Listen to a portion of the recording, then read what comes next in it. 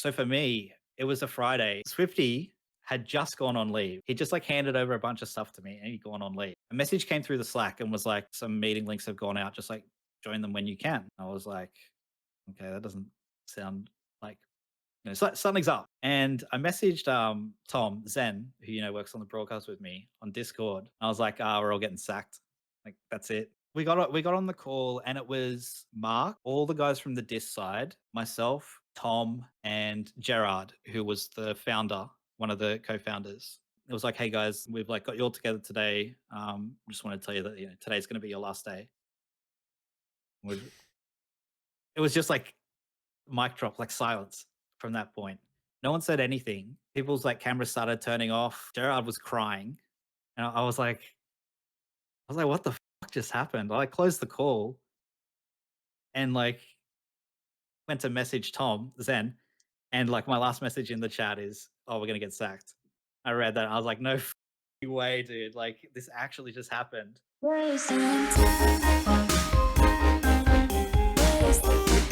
Now, this is what everyone's waiting for, and I think this is what you're waiting for as well. Let's talk Order. But we want to talk about the good I parts of know. it first, because you obviously had a fairly long period actually where you were with Order and things were going along quite nicely. So I want to start at the point where you actually decide to leave your full-time job and pivot this into Order and how that all sort of came about. So first question is, how did you actually get the Order job? Who was it that hired you, so to speak? Did you apply? Did you get headhunted? Or was it just sort of ivory tower nepotism that kind of got you this job? It's a bit of everything. So at the time when I joined Order, I I had just actually I was doing like freelance stuff for Order to start, like just doing observing, helping Swifty with some of the broadcast back end, just like little things to help the broadcast because he was like getting snowed under with the amount of work that he was getting given. Hmm. Um, because it was just him running the production side of it at the start. Yep. There was a lot of events going on, and so I was helping where I could while doing Longshot, while like working my regular job. You are a cougar. And yeah, there's something wrong with me. Um, and so I ended up leaving my full time job. Not because I wanted to join Order or anything. I didn't have any job lined up at all.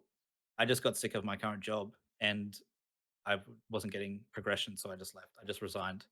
Um, and it was maybe like 2 weeks later that Josh sent me a message and was like, "Hey, Mark, CEO, is interested in like bringing you on to help as a broadcast lead." I was like, "Well, that sounds pretty fucking cool. Yep. Perfect timing." Um, so I was like, "Yeah, sure." Like, I joined the call. We talked about what I'd done, what my history was, and then 2 weeks later, we had some more chats, and I got a contract with Order. And this was 2021, I believe. Yeah, yeah. Last year was just like a massive blur. So all this is like during COVID as well. Like it's a complete shit fight on the Yep. esports landscape.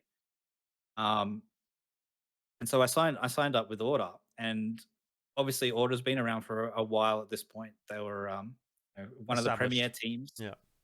one of the premier teams in Australia.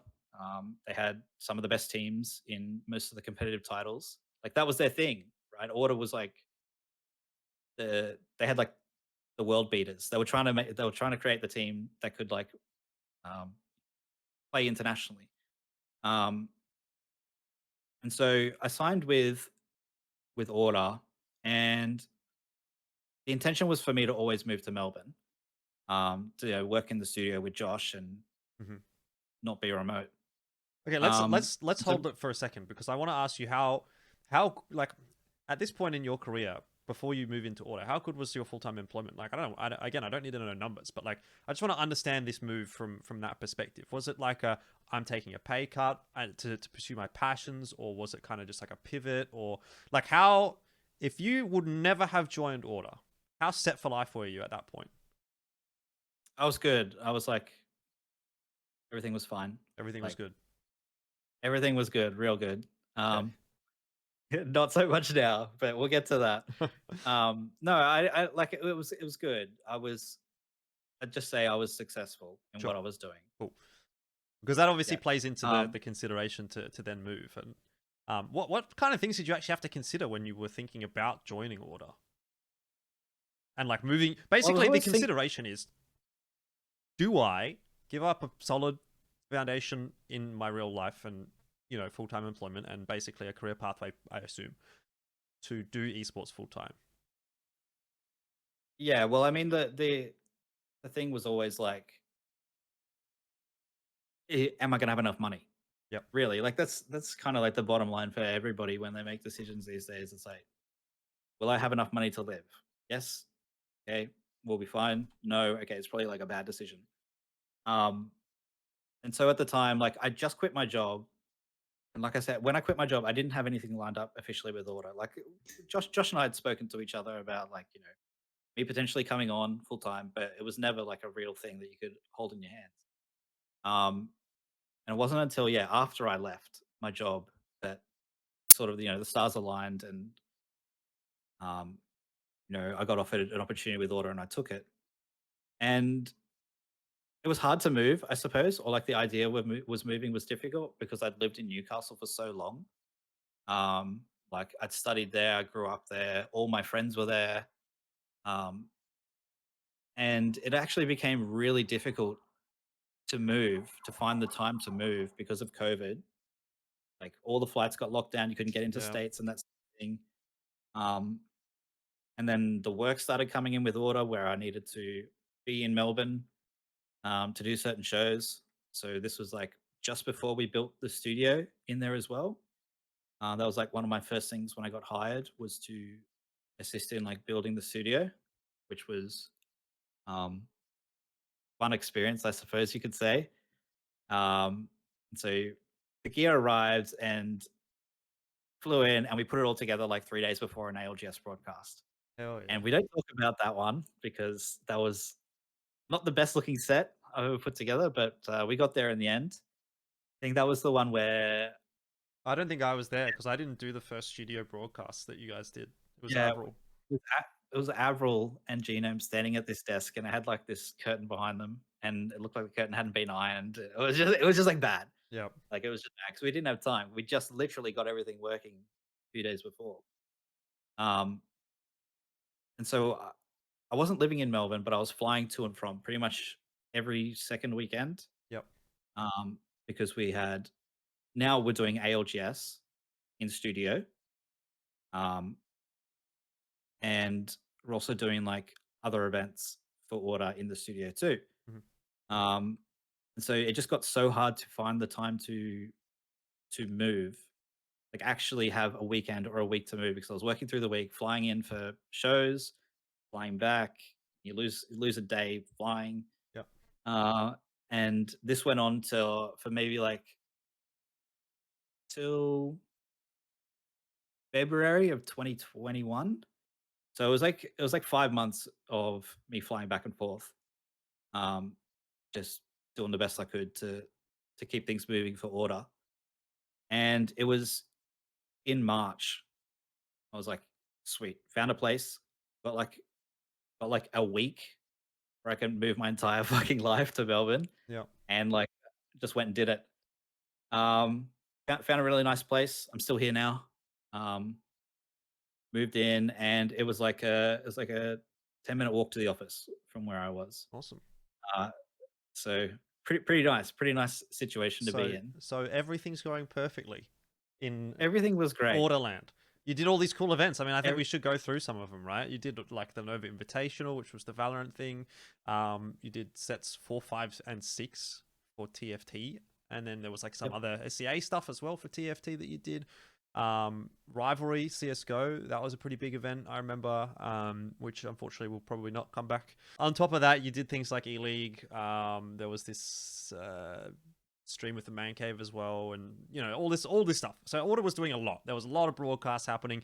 You were doing a lot of broadcasts, and obviously, Longshot still existed. And what a lot of people probably don't know was that Longshot was sort of working with Order as well quite tightly on that ALGS product, because the studio ended up being the studio that ALGS was broadcast out of. You and Swifty were sort of working on that, and blah blah blah. It all sort of intertwined, right? And it seems like everything's kind of going well Yeah. at that point, right? All the worlds are kind of colliding, and you've kind of made it as far as full time work in esports is concerned. Obviously, you're working a lot, but now at least you're only Mm. working on esports. So that happens.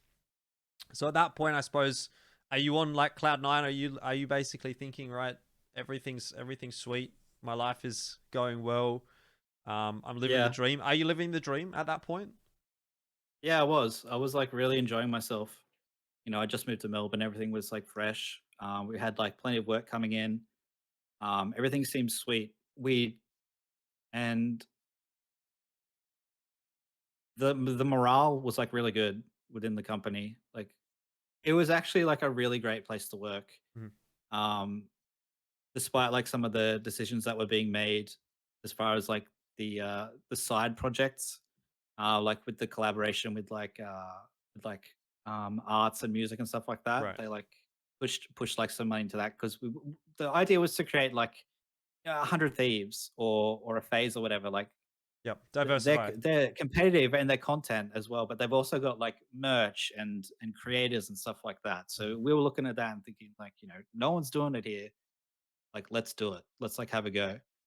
Um, and yeah, like you mentioned, the studio that we built with Order was also being used for ALGS, which was going well. I wasn't double dipping; I was paying for it, Yep. so it wasn't like mates rates. It was like, yeah, I worked at Order, but I was also like my company was paying Order to use the studio. Mhm. It just so happened to be like really convenient. Um, and yeah, Josh and I just had like Swifty and I had like a ton of work coming in, more than we could handle. Really, like it was good. Like things were going great. Yep. So it sort of And I was seemed, enjoying myself, and it was fun. It was fun. Yeah. yeah, it did seem like you guys had more work than you could handle. Like it wasn't that you couldn't handle it, but it was that you were really working probably too hard and could have potentially hired another person in a broadcast role. That's what it looked like to me. So I was sitting there whenever I would come to the Order studio, I'd be like, "Fuck, these guys are going well. Like this is going to be a thing. Maybe the next 2-3 years they're going to be working on like all these shows, right? So it's going to be." Uh, the way it looked like to me was that more money was coming into the business. More and more money was coming into the business from the broadcast side. If anything goes wrong, broadcast is at least still going to exist. Um, Obviously, that's not the case, and so we get into 2022, and this is the point at which you get made redundant, and very quickly after that, Order just basically capitulated. So I first want to No talk about surprise. I you. mean, you knock out the pylon and the Yeah, the bridge goes down, man. you talk, you get rid of the carry of the team, and there's not much you can do about it. But let's talk about you and how that sort of panned out initially, because I understand you were pretty blindsided by it. I want to know how that kind of conversation went. Who was it with, and how did you sort of find out that basically you didn't have a job anymore? Yeah. I'll try not to give too much detail away, just because like there's a lot of other people that are impacted by it, and I want to respect that. But for me personally, um, like you said, the business was like the broadcast side of the business was like the most profitable part of the business. We Hmm. were like we were in the green.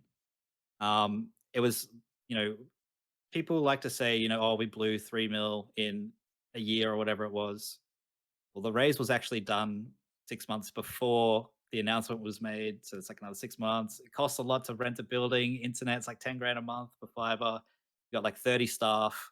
You build a studio, like you buy a team for 500 grand. Like it adds up very fucking quickly. So it wasn't just like we pissed it against the wall. Yeah. But obviously, some bad decisions were made about the content and apparel side, leaked a lot of money, and we are where we are today. Um, so for me, it was a Friday, and I'd just been there a year, and it was the week after. Um, and Swifty had just gone on leave as well. He just like handed over a bunch of stuff to me, and he'd gone on leave. Um, and a message came through the Slack and was like, "Oh, like some meeting links have gone out. Just like join them when you can." I was like, "Okay, that doesn't sound like something's Was it? up. It Something's wasn't up, right?" normal, right? Yeah, yeah, it wasn't normal. It wasn't Right. it wasn't your everyday Friday. And I messaged Tom Zen, who works on the broadcast with me on Discord. I was like, "Ah, we're all getting sacked. Like that's it." And I was like, "Ha ha, funny." Nice joke. And then we got on the call, and it was Mark, all the guys from the Dis side, myself, Tom, Zen, and Gerard, who was the founder, one of the co-founders and investors. And it was a pretty, I don't know, it's all kind of like a blur because it was so shocking at the Yeah. time. It was like, hey guys, like we've like got you all together today. Just want to tell you that today's going to be your last day. Would It was just like mic drop, like silence from that point. No one said anything. People's like cameras started turning off, and like Gerard was Gerard was crying, like the founder. Like he said, it was really hard, and he was crying, and it was all like really like highly emotional. Um, and he just said like, if you have any questions, please ask or like message me, and don't worry about finishing up today if you just want to leave. And I was like, what the fuck just happened? I closed the call and like went to message Tom Zen, and like my last message in the chat is, "Oh, we're gonna get sacked." I read that. And I was like, "No fucking way, dude! Like this actually just happened." And it was such a shock because it came out of nowhere. Like we were working so hard on all these products, and we just finished E League, which was like a massive win, and we had like a really great night celebrating it because it was such a big job, Hmm. um, with some really key people. And first thing I did was call Josh, Swifty, and he'd been told earlier that morning what was happening. So he was basically just sitting in his bedroom on leave, looking at his phone, waiting for me to call him. Like I call him, and he's like, "I'm really sorry." I was like, "What the fuck is going on?" So I went through like the stages of grief Yeah. in about like 45 minutes, and I went to anger real quick. Um, What are the stages of grief in order? Let me have a look. it's like denial, Yeah. anger, bargaining, acceptance. I quickly have a look. I think or something So like that. denial, yeah. So denial would be like when you first sit there and they're like, "This will be your last day." You're kind of just thinking like, "What the fuck?" Like, this No, is a you're prank. capping. This is a You're prank. This is capping. a joke. Like, I'm on the wrong call. I got given the wrong link, sort of thing. Like, Yeah. Anger, bargaining, depression, acceptance. So you went from denial to yes, anger very quickly, I assume. yes. Stayed in depression for a long time too, but we'll get to that. Um, yeah. So it was just like a massive shock, and I just moved from Melbourne. I pretty much packed up my whole life to move to Order, and finally got here. And then 3 months later, I was like unemployed, Yep. basically. Um, and it was like really tough because, yeah, like I said, I was like living the dream, I guess, and just having it snatched out so quickly and abruptly, seemingly out of nowhere. Like as we know now, there was some Yeah. real problems that we were kept like pretty insulated from the drama, which is like a good thing. Um, and the leadership copped like so much shit on social media. All these people with wild stories, like, "Oh, the CEO ran away with the money," all Hmm. that sort of stuff. Like that's just that's so wrong and incorrect. Mark the CEO, like he deactivated his socials, yes, probably not the best move, but whatever. But he was like there every step of the way, trying to like get the best result for everybody, making sure that any of the products that were owned by the broadcasts were getting transferred over to Josh, through Riot and everything. Hmm. Um, Writing letters for people to like give to future employers, helping people find jobs. And Mark was going through like his own shit at the time as well, like in his personal life, which was like it was really bad. So it was just like shit for everybody, really. The people that were left there had survivor guilt about the ones that made it through the tragic event, but feel like maybe oh it should have been me. Josh Swifty was like struggling because we had so much work and it was just him. And he also felt the guilt of like me coming to Melbourne and Hmm. then like getting made redundant. And it was just like it was shit for everybody, the people that worked there, and it was shit for like the esports landscape in Australia because no one saw it coming. Yeah. Especially the people working there didn't even see it coming. Did it kind of soften the blow in a way that you were one of many? No, not really. I don't know about for other people, but for me personally, it was just like got cut loose and Mhm. felt like at first it was like I like maybe I didn't work hard enough or maybe I could have done more. But now that I look back at it now, like I was working my ass off every day. Mhm. And if I did anything more, I probably would have like imploded or something. Um and everybody just kind of went and processed it in their own way. Um I ended up just like playing games. I just like reclused and played games for like a week and spoke to Swifty as well a lot during that time. Um, and Zen and Jazz as well actually got let go. Jazz, Mhm. Lottie, um, who was doing socials, and yeah, it was like really tough. Like it was a tough time, like personally, and for the other people as well. Like everybody, like no one saw it coming. It was everybody was living the dream. Everything looked good. We were, we were winning tournaments as like a organization. We were putting out new content. We were signing creators. We were like making all these good moves that seemed positive. And then it was like, oh, by the way, you know, you guys are like gone. Mhm. It was like, oh, why? You're like, why me? Why? I'm making money for the business. Yeah, Yeah. yeah, Yeah. exactly. All right. Well, it very quickly went from "oh, you guys are gone" to "oh, we're gone." Actually, so did did that event where you guys all kind of got made redundant give you any idea that the ship would be going down pretty soon afterwards? Did that set alarm bells ringing, or at the time were you and everyone else sort of just thinking, "okay, that sucked, but they've trimmed the fat and order will continue"? I think that's like what everybody wanted to believe, right? That was like the hopium, the Mm. copium. That like, okay, like that sucked, but like order will live on, and that's okay. Um, which wasn't really the case because I think by the time that we were all let go at the start, it was probably like like 20 people got let go, or maybe not that many, like 15 probably. Hmm. Um, 15 people got let go. There was already like very, very little runway left. It was sort of like a can we win something big from an investor in like the next month? Right. Like this will get us through to the next month. Otherwise, like we're fucked. We didn't know that. It was only the board that knew and the people with the money. Um, and so yeah, during that last month, like we were looking to, I say we, but like Order were looking to like renew like investments and that sort of thing. Um, like the whole reason that Order really collapsed was we were doing like another raise, and most of the investors that had floated and supported the business for the last few years like pulled out everything, just because the market's so terrible right now, Hmm. and it's just like a bad time to invest in anything.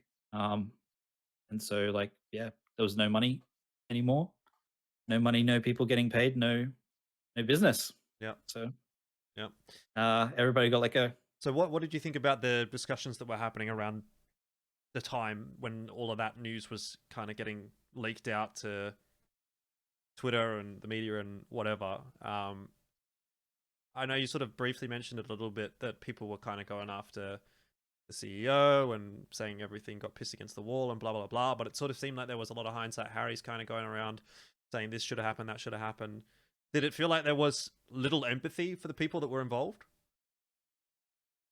There was like a few loud noises that wanted to chip in with their opinion, and there's the randos that would come in and say like, oh, it's the execs that took all the money and they were getting paid too much and all that sort of stuff, um, which was really frustrating to hear because like everybody worked so hard, everybody tried so hard to make it a thing. No one like really like no one was taking the piss, just like looking for a payday to get out. Everybody like really believed in the company and what we were trying to do, which made it really hard to read all of like the nonsense on Twitter. Um, And it's like one of those things like, it's all bullshit, but you can't stop reading it. So I kept reading everything, all these articles that would come out and say that players lived in the facility and like spelling our players' names wrong and shit like that. It's like, come on, like you'll do anything for like a story. Yeah. And so I like didn't really engage with any of it. I just like let it go, and that's like that's Twitter in a nutshell. I didn't want to like make a tweet longer and be like this because that's like I kind of keep to myself most of the time. Mhm.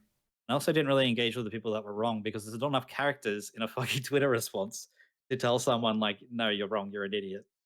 And so I suppose all this misinformation kind of like spread around, and it probably still exists to this day about how things really went down. But the people that were there who saw it happen know what really happened, and um, yeah, like I said, like bad decisions were made, bad business decisions were made, and it cost, it cost Order its life as a business, I suppose.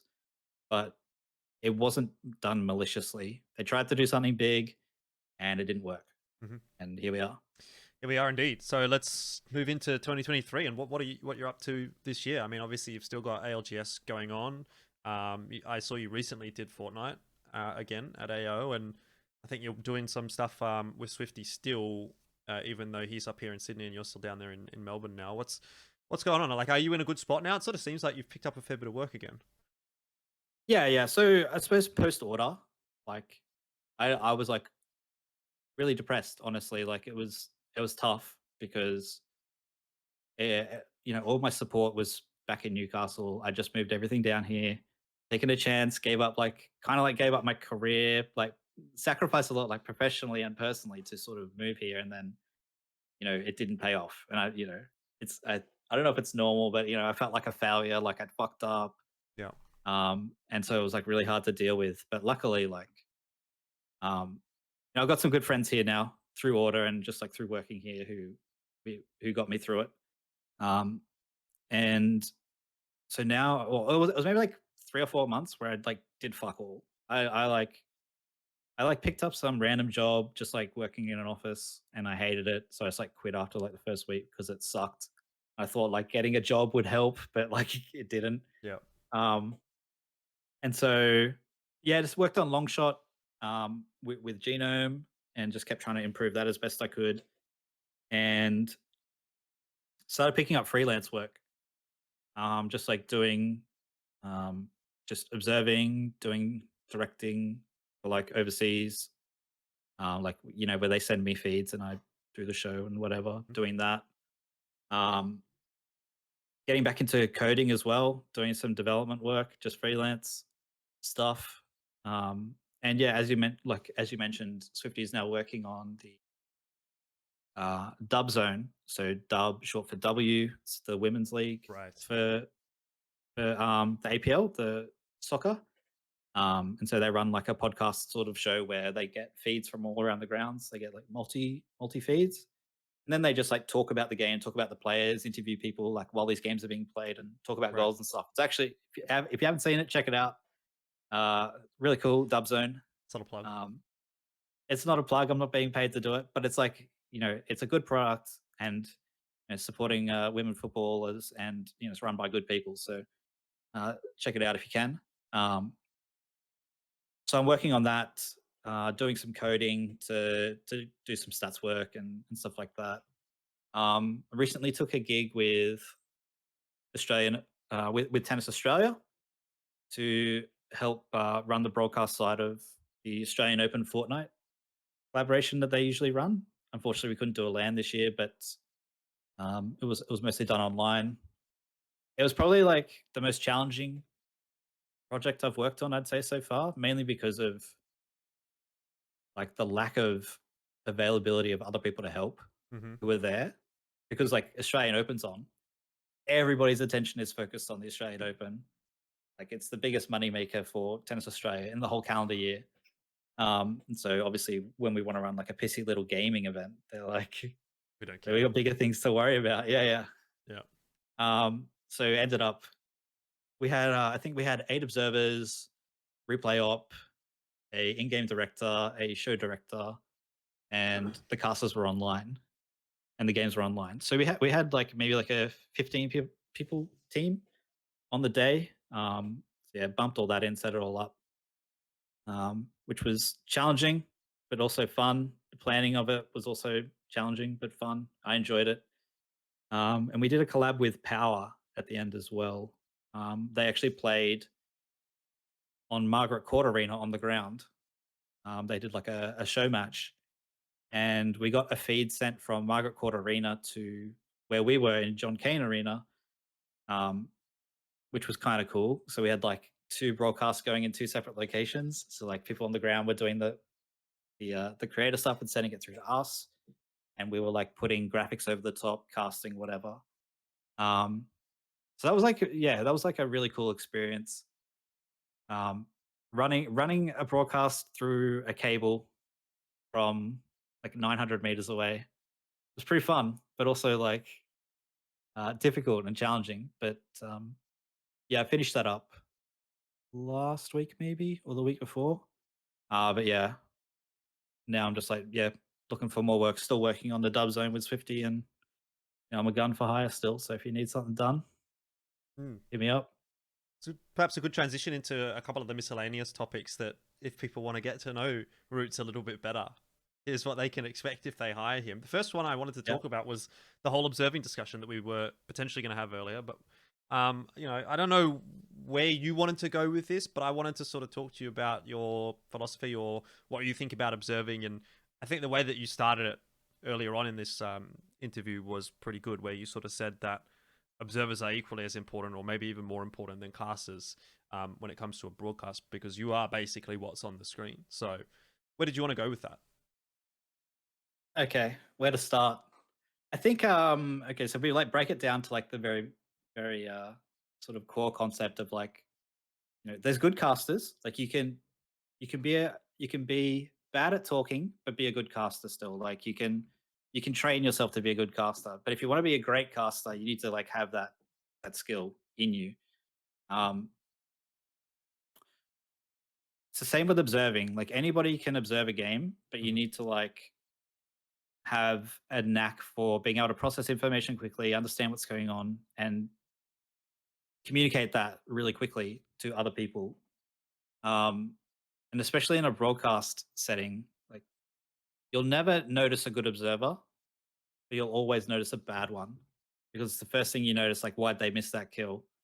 Why did they show that then? If the show's going great and the observer doesn't get mentioned, like You've won. job done. Yeah. You've done your job. Like the show's seamless. That's like what you want. Um, but yeah, essentially we're putting like the words into the casters' mouths. I like to think we're showing them like the right thing at the right time.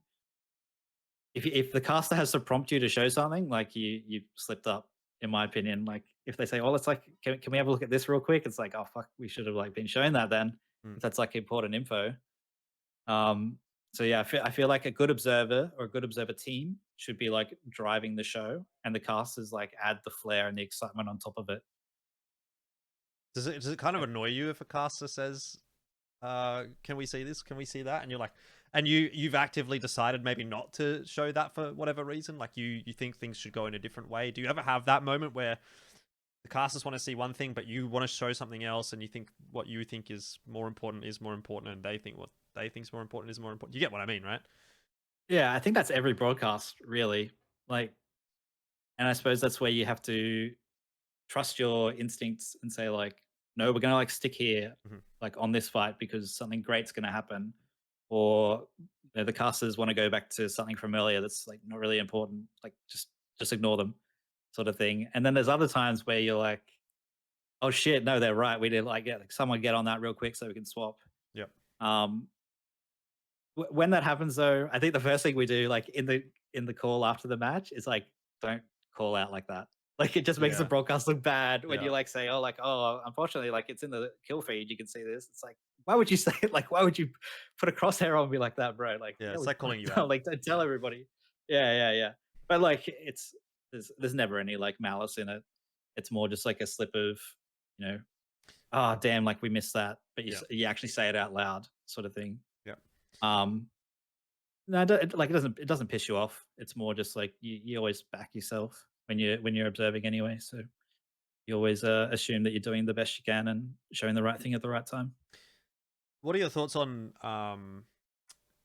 I don't know how I want to frame this question, but what are your thoughts on the bad people in esports, right? There's a lot of them. People that are sort of in it for their own gain, or the perception is that they're in it for their own gain, or that they're a little bit snaky behind the back or whatever. Do you feel like you run into those kind of people a lot?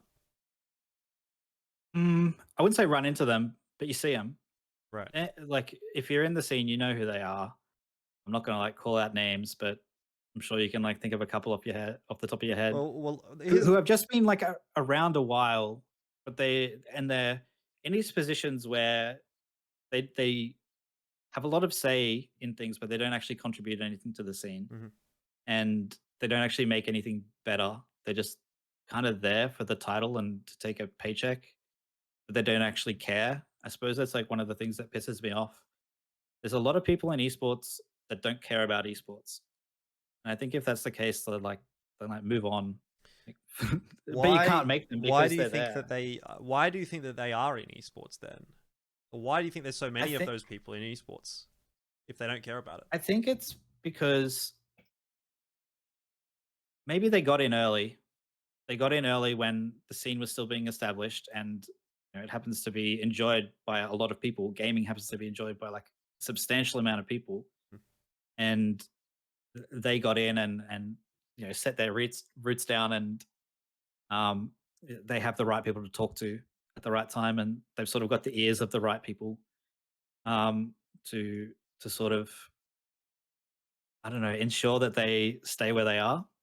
Like, I don't know, it's hard to say. I feel like some of the decisions that are made in certain titles, for example, no, I'm not gonna throw out examples. I ain't doing that.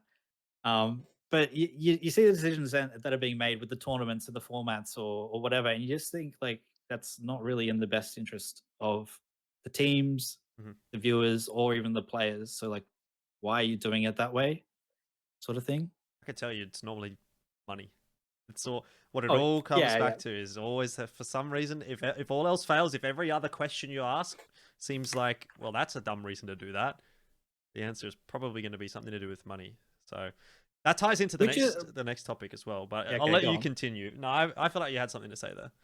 Yeah, obviously that's like the end of the end of the day. Like for people who are involved in something as a business, like you want to make money from it. It's like Hmm. pretty much for the most part that's like normal, I suppose. But the thing is, like when they do it in like a disingenuous or dishonest way, like they care about it or something, and you can Yep. tell that they don't. That's like when it sucks the most. There's some like don't get me wrong, there are some good people in the scene as well, like really good people. Um, like MJ, for example, who looks after Mind Freak. Hmm. Like I don't know like their finances personally, but I would say it's very unlikely that they're making a positive on like the amount of money that he himself is investing in Mindfreak to fly his players overseas and give them those opportunities to go abroad Yep. and go to lands and that sort of thing. Like that's really fucking cool that someone enjoys esports and cares that much about other people's experiences to go and do that. So I wish like I wish more people could do that, but I understand as well that it's not like financially viable because it's so expensive Yeah. to own a team and to pay players and to fly. Like it's expensive Yeah. as a hobby. Especially now with the way things are going. Yeah. But this sort of then, yeah, I mean, it still sort of ties into the discussion I wanted to have next, which is around tournament operators and sort of cutting corners, doing the bare minimum. It sort of seems like a fairly similar kind of a conversation. And, I think I'm in a fairly unique position, and I think you probably are as well, because you are basically a business owner in esports. So you kind of understand where the corners need to be cut and why they need to be cut and when they need to be cut. But did you have any thoughts on how things are going at the moment? Because it seems like everything's kind of getting cut back. There's just not that much going on. Do you have, I guess, a degree of sympathy with how this is all playing out, given how things went with Order when they invested too much? Yeah, I mean, of course, I have sympathy for like the TOs and the organizers when you need to pay the bills. You need to pay the players, not the players, like the staff The working stuff, on it yeah, and that sort of thing. So it leaves less room to innovate and improve things. But at the cost of that is it means that there's the product gets worse. not like it gets bad, but it's not as good as it was before. And so the flashiness gets removed. Maybe the quality doesn't get uh, doesn't pop off as much, and then obviously the viewership drops, and then the players get less invested in it because like why would you play like no one cares? The prize pool sucks now. Like the prize pool's gotten lower, and then it's like this never-ending cycle of like less involvement Do you think because there's there's being less put into it. so here's my philosophy or analogy maybe. I I don't think have a solution. no, I'm I not don't have saying a this is a solution. solution, but this is what I perceive to actually be the case. And you can tell me whether or not you agree and you think that this is the case as well. I think when things go well, let's take any game that doesn't really matter specifically what game, but when a game is released or when esports sort of kicks off, everyone's like, "This is sick! I'm super excited." It really doesn't matter what the level is. You know, you could play for fucking free basically, and people are probably going to be happy just because there's something to compete in. And slowly but surely that gets built up and whatever. There might be some dev input and some such and such, but we get to a point where whoever's investing the money decides this is enough and it stays there, and things are okay when that happens. But as soon as there's a point where it starts to get scaled back, for whatever reason that may be, whether the dev decides they don't want to support, like, this happens a lot, they don't want to support the Asia Pacific region quite as much, they don't want to put as much money in here and there, blah, blah, blah. Sponsor drops out, something like that. You go from X prize pool, team involvement, format, weeks, whatever, money involved to Y, which is lower. Once you get to that point where you're making that step back, I think the community then starts to turn up against that game and they subliminally think, okay, this game is going to the shitter. Even though it may not necessarily be, eventually people start talking negatively about the game. And at that point, that is kind of the tipping point where unfortunately now you've lost control and there's this sort of negative sentiment that continues to build and continues to build and it kind of feeds upon itself. And that then, because that negative sentiment is feeding upon itself, influences the further decisions that are being made around that product. So it's like, oh, there's not as many people playing this game anymore. This game is dead. I don't want to play this game for $20,000. I don't want to play it for this, blah, blah, blah. There's no opportunities. I'm going to go play another game. And then the TO or whoever it is, the dev says, well, there's no players in this region playing this game. So then they say, why do we need to support us as much as we do? So we drop the prize money again, or we drop the slots, or we drop whatever, the support in some way, shape, or form. And as a result, there's this exodus of more players, and this exodus of more players, and then there's less support, and then there's an exodus of more players, and eventually your game dies. So do you kind of agree, or do you have a different take on how this death cycle happens? Because I think that's kind of what I saw a little bit in CS. In Asia in particular, right? It got built up. It got built up to a position where it kind of was a legitimate career for a little while for a lot of players. And then, you know, ESL changed the ESL Pro League. There wasn't as many opportunities there. It's never really been a great pathway. But then slowly but surely, the team started to get worse. They performed worse overseas. We got less slots overseas. And now we're kind of at that point where there's only like 1 or 2 regions that actually still play CS. Yeah, no, I think you've pretty much hit it on the head there. Like, for the most part, like the tournaments will start at like a really high level, or the investment from the TO or the developer, publisher, whatever, and then it tends to scale back once like the initial hype has gone. Um, and I think for the most part, most of these publishers are still making like a shit ton of money off the casual player base. Like the professional, like the percentage of professional people playing this game, like as a profession trying to make money off it, is like tiny, tiny, tiny, tiny compared to the amount of people who are actually playing this game just for funsies.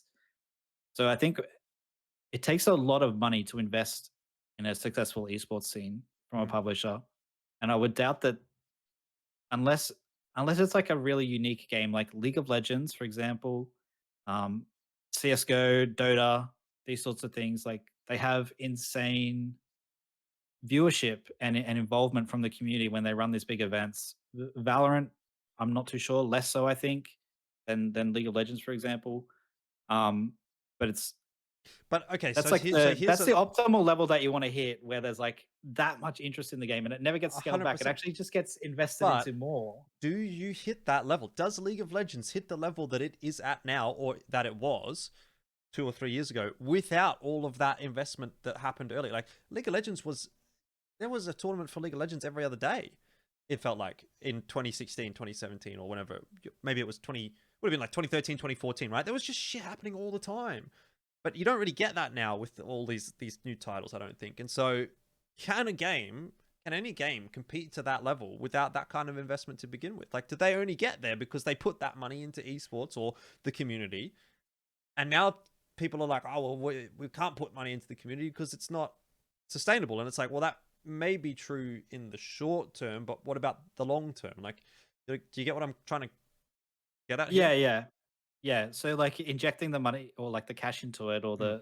the support into it to start to make people see a roadmap, I think is like important, Because or it gives like people that to faith show that that there's promise there's something to that play like in. yeah, there's something to play in and they care.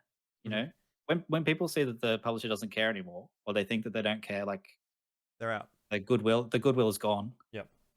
You think, okay, the game's dying, developers don't care anymore. They're like putting their efforts elsewhere. Like, that's it. Never going to get anywhere in this title anymore, and they move on, Yep. or they slander it on Twitter or whatever. But I think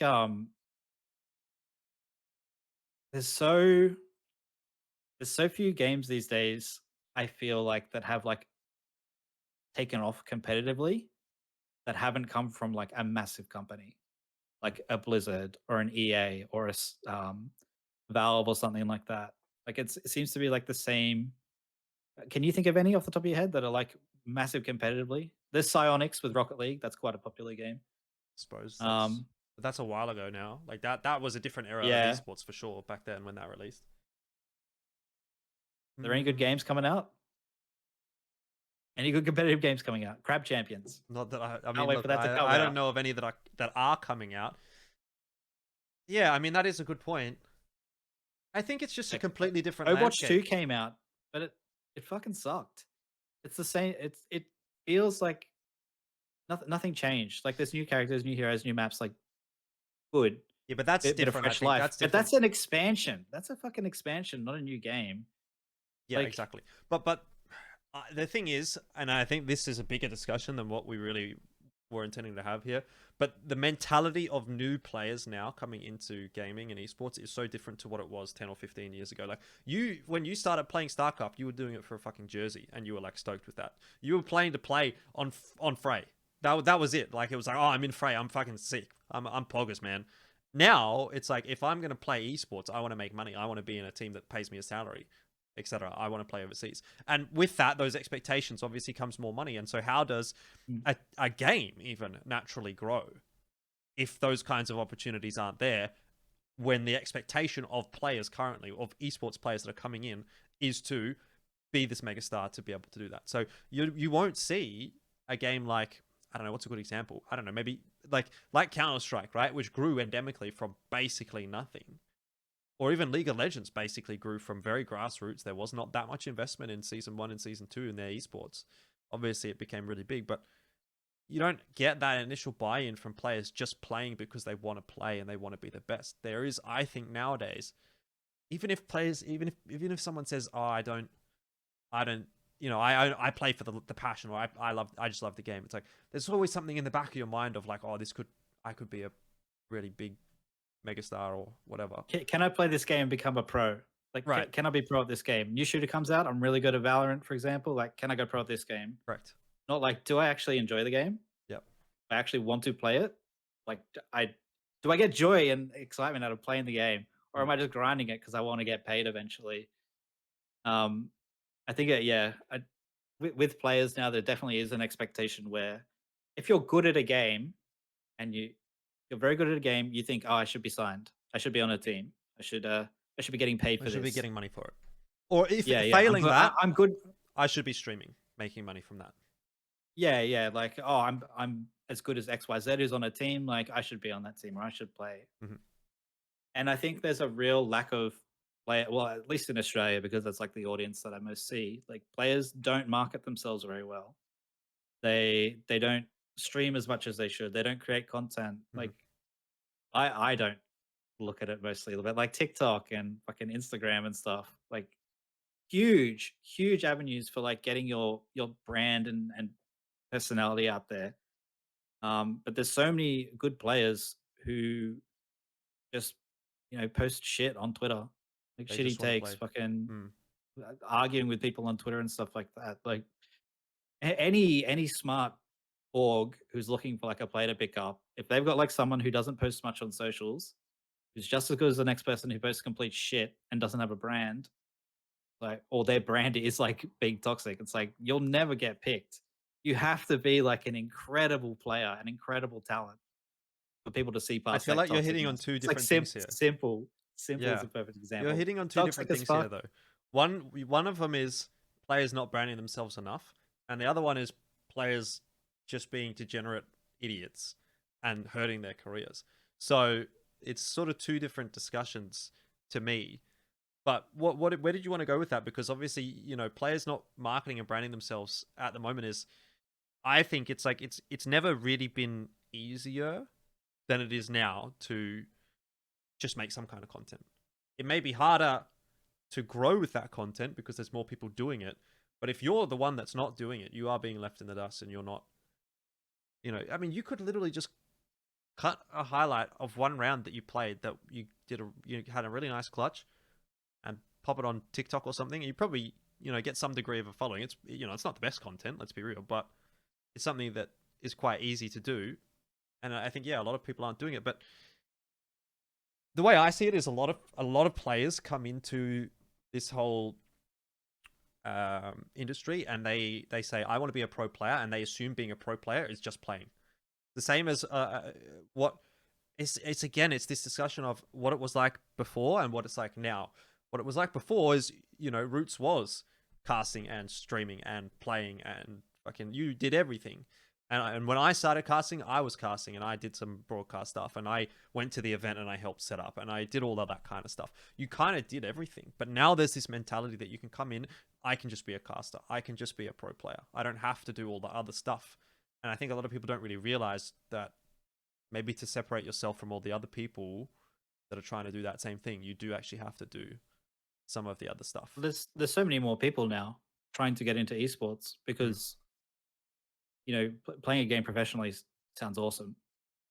Getting flown around, meeting all these cool people, all your idols that you play against, watch their content, whatever. Like you get to meet them, but you need to you need to get very lucky, unfortunately, to first off get picked by a good org in Australia, Mhm. of which there's like very few with the infrastructure in place to sort of cultivate a world beating team. I think maybe Renegades, if we can still call them an Australian org, probably not. Nope. And no, definitely not. And Chiefs are probably like the only two teams that I think have like the infrastructure in place to be able to support a team and send them on an international journey, which Mhm. which sucks for the players, which means for each title there's like six spots probably around that if you're looking at a team game. Yep. So you either need to really really excel in your game, like mechanically, or be like exceptionally charismatic and also have like decent gameplay as well to be like a creator or something that gives you marketability for them to pick you up. So it's like the two ends of the spectrum: be really entertaining or be like really really fucking good. And if you're not creating content or trying to put yourself out there as someone who is worth signing or someone who is worth even having a conversation with, then you're missing a huge opportunity to build your own personal brand. And I think as well, you can't sit by and wait to get picked up. You need to be active and like asking people like, what can I do better? Where should I start? Do you have any advice for me? And that sort of thing. I don't know for yourself, but like, do you get like asked for casting advice much? Do people like raw DM you? Yeah, I don't get it. I don't get it for like observing or Not in production the either. last 3 or 4 years. It used to happen a lot, but I But think like, not so much now. if you have questions and you want to like make it, then ask the people My who are like DMs are actually open. around. Like people say that, but my DMs are open and they Yeah, have like been open for years. It's most of the people that are in here in esports fucking love it. Like mm, we hate it, but we love it at the same time. And We want to help other people experience like a successful esports career. And if you ask and you're not like complete shit, like a bad human, like there's a like good chance that we're just gonna answer you and help. Hmm. Um and do what we can. So definitely encourage people who aren't making content, make content, build a brand, and if you have questions, ask literally anybody who you look up to, and they'll probably be able to help you and answer you.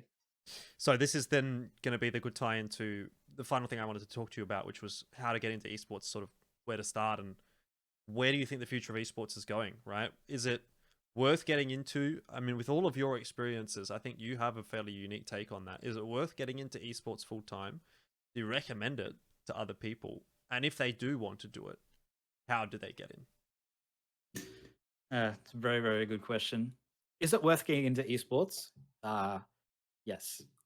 Yes, it is. It's like when it's good, it's incredible. Like it's very rewarding. You get to be. It's such a small community, right? Excuse me. Um, and everybody just wants to see everyone else succeed and build esports into this great thing. So if you can get in and you want to get in, like for sure, chase that dream, but be sensible about it as well. Don't sacrifice your mental health or your financial health. I'll just say to chase this because it's really hard to break in and make a career out of it.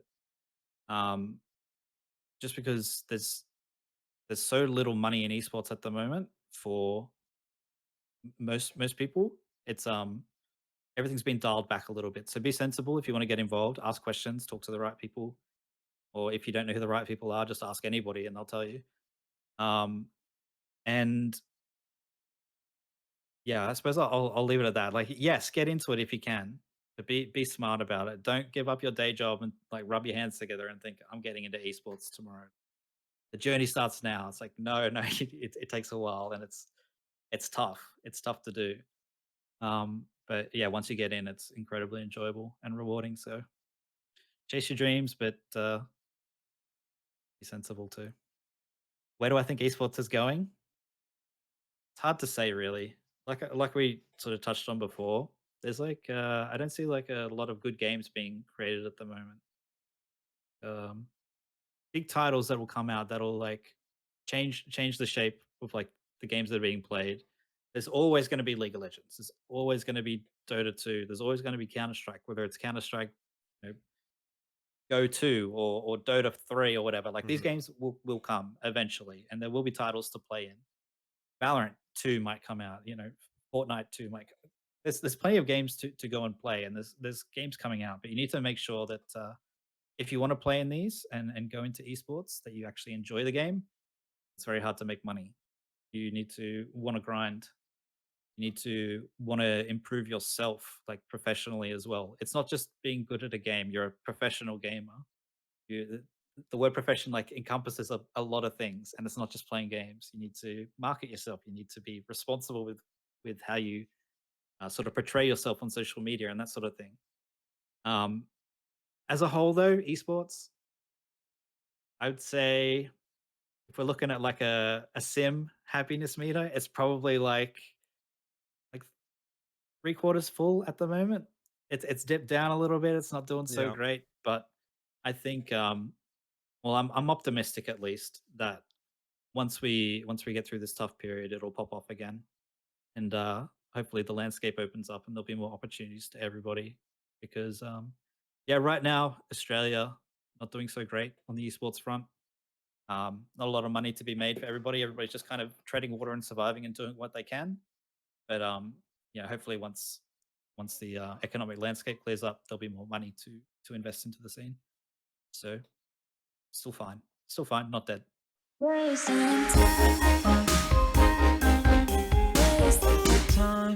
Hi there. If you made it this far and you're enjoying the content, please make sure you subscribe. Or if you really want to go the extra mile, you can support me on buymeacoffee.com/elfishguy. There's a link in the bio.